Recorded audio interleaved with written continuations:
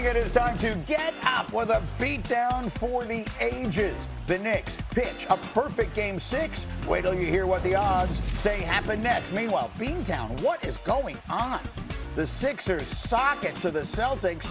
We'll give you the one simple reason Boston is on the brink. Plus, Fernando Mendoza sets the expectation. We'll tell you why the Raiders haters might be in real trouble for the first time in forever. All that and more. Here we go. Sean is back for more. Thrilled to have him with us. D-Wood is nervous. He's a Laker fan. Stay tuned to his plea. He's feeling nervous.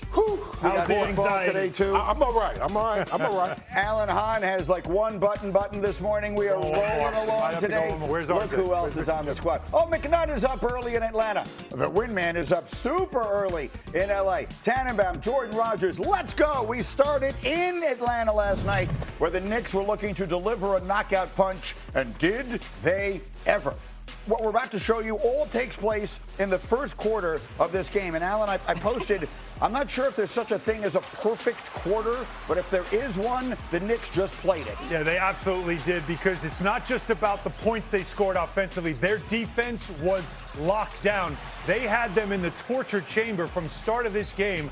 And what was once a 9-0 run by the Hawks turned into a 31-4 run by the Knicks. What an answer. OG Anunoby with a Euro step. Spike loving it. The Knicks up 40-15 after one. And then Shams, second quarter, more of the same. I mean, missed shots, turnovers. It was just a complete collapse by Atlanta. Absolutely, in every way. This looked like every offensive possession they had. Yes. And then we're going the other. Watch Mitchell Robinson on the receiving end here. Sets a screen, roll. Look at this. Throw it up. Oh, my goodness. The Knicks up 41 points. We're in the second quarter. Hawks getting off a rare field goal attempt. Then it's Brunson, the alley. It's Bridges, the oop. The Knicks were up by 47 points. Mike Breen was running out of ways to describe what he was seeing. Anunoby, he was the best player on the floor last night. Yeah, Knicks in the series. I'm about to say this. Knicks up 49.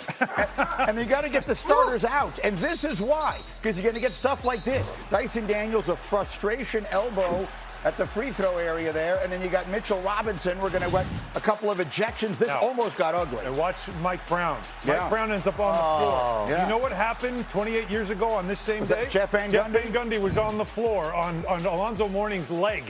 That's a dirty How did that elbow. team That finish, elbow's Alan? bad. How did that team finish? How did that team That finish? Knicks team. I believe that team Was that the end? They went to the final? No. And then lost? Whatever it was, it doesn't matter. The point is the Knicks absolutely obliterated the Hawks last night. No one got suspended, or shouldn't be, and that's the most important part of it all. Here's Karl Anthony Towns. He was doing his thing. Josh Hart is knocking down threes. The Knicks at that point had a 61-point lead, largest lead by any team in a playoff game in the play-by-play era. They would wind up winning the game, and here are some numbers to give you a sense of how record-setting this was. They win by 51. That's the largest in team playoff history. It's the third largest in NBA history in a series clincher. They scored a franchise record 140 points. That's the most by any team in a series clinching win on the road since 1994. I could give you all the numbers that come out of the history that was made last night, but it's only a 2-hour show. So let's dive in. Monica McNutt, you were doing the game on the radio. How do you describe what you watched last night? Greeny, I was running out of words. I mean, it was absolutely incredible to behold. I've been in my position for 5 years now. It's been a blast. I have never seen that level of dominance on both sides of the ball, right? And sometimes teams get off to a slow start, and maybe you play around a little bit because it's so comfortable, but the Knicks were so locked in, you could really see where their veteran experience in this moment took over. And Mike Brown said pregame that he had to give the Hawks credit because the way they had played in the series forced everyone to be better and raise their level, coaching staff and players included. But he said this veteran group has raised the bar, and they came out and continued that without question. Windman, how about it? Well, you've heard of a gentleman's sweep. You know, when a favorite wins 4-1 in a playoff series. I'm going to coin this the courtesy 6 because really the Knicks were the better team throughout this entire series. They lost 2 coin flip 1-point games. The Hawks played well in those games. They were able to get it, but the Knicks really dominated this, and the dam broke last night. And I think the most important thing that can come out of this going forward is how the Knicks started using Karl Anthony Towns midway through this series. Essentially, he became a point center. This is a guy who played 55 playoff games in his career, had a playoff career high of 5 assists, which he did twice. He had 26 assists in the last 3 games, 10 in 2 of them, as they have found a way to get him unlocked and really unlock this offense. Now, he was feeding OG Anunoby, he was feeding Mikal Bridges, there were other guys hitting shots.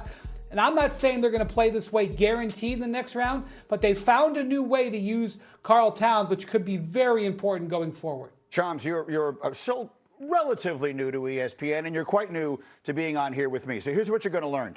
I'm right like once a year, tops, right? So when you're right more than that. You're right not more really. than that. No, you're going to find I'm wrong a lot. So I am so seldom right that I give myself the right to crow when I was right. And in this particular case, I told you, coming out, the Knicks have found something. This team that Alan, we were just talking before the air, they have the inexplicable lows sometimes. That's over. Those days are done. They have found it. They have stepped it up into playoff gear. I think this Knicks team is now the team to beat in the Eastern Conference. Greeny, but this is what Leon Rose, that front office, this is what they envisioned with this core. That's why they have not wanted to break, since they got Mikal Bridges a couple summers ago, they have not wanted to break up this core. You have Jalen Brunson, OG Anunoby, you have Mikal Bridges, obviously Karl Anthony Towns, and then Josh Hart, Mitchell Robinson, other types of role players that they've accumulated over the last couple off seasons. Even for a guy like Giannis, they didn't want to get rid of these guys. As you think last night, their wings, that's the most important part of this. Yes, Karl Anthony Towns, Jalen Brunson, but when those 2 wings are going like they did last night, 53 points, 21 of 26 from the field, and now expect them, if Boston advances too in a collision course, how these two fare against the wings. Anunoby was the MVP of the series. Yeah. And just off of what Wendy said about the gentleman's sweep thing, can you win a series in 5 1/4? Because that's literally what happened in this game. And the point differential is the thing that really blows my mind, too, because the 2 losses were by 1 point each. But overall, the Knicks' point differential is plus 105 in this series. It's one of the all-time biggest point differentials you'll see. And look at it in comparison to other series as well.